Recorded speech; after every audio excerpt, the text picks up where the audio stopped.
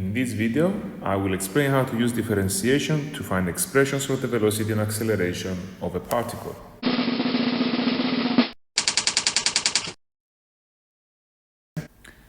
So displacement is simply distance with direction. We usually use the letter S to represent displacement. And to illustrate what exactly displacement represents, we could draw a line. So there it is, the displacement.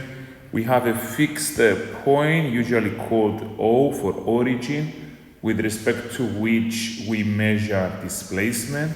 And anything that's found to the right of the origin is taken to be positive. So that's the positive direction, and anything on the left, it's the negative direction. So if you've got an object which is 5 meters away from the origin to the right, then the displacement is 5. And if you've got another object which is 5 meters to the left of the origin, then its displacement will be negative 5.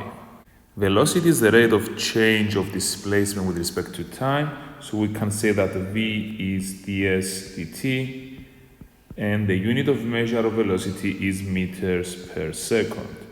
And acceleration is the rate of change of velocity with respect to time. So acceleration a is dv dt, which simply means that we are differentiating displacement 2 times, so it's the second derivative of displacement with respect to time, and the units of measure for acceleration are meters per square second.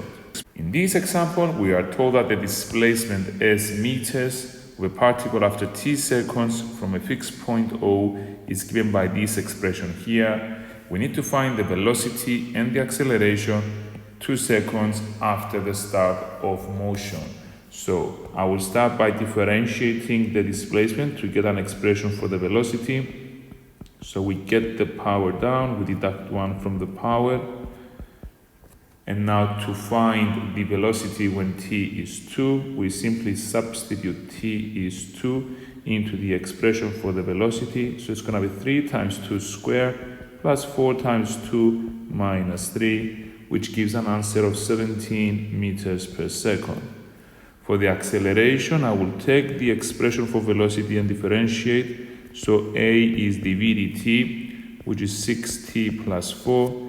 And when t is 2, we have the acceleration is 6 times 2 plus 4, which turns out to be 16 meters per square second.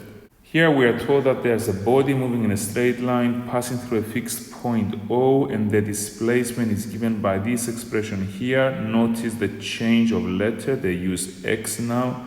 We need to find an expression for the velocity. In other words, we need to find dx dt. That will be the expression for the velocity. So we've got a third times 3t squared minus 3 times 2t plus 5, which simplifies to t squared minus 6t plus 5, and that's meters per second.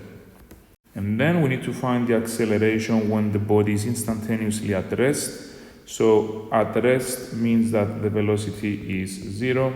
So we need to set the expression we just obtained, t squared minus 6t plus 5. We set it equal to 0.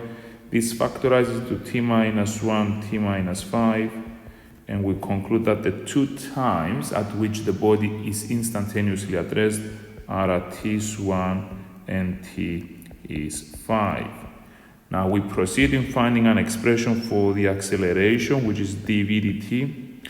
So we differentiate the second time. This gives us 2t minus 6. And we substitute when t is 1, the acceleration is 2 times 1 minus 6, which is minus 4 meters per second squared. It is possible for acceleration to be negative. And when t is 5, we get that the acceleration is 2 times 5 minus 6, which turns out to be 4 meters per square second. Thanks for watching. If you found this video useful, please like it and subscribe to our channel. You can also leave a comment below to tell us what you think.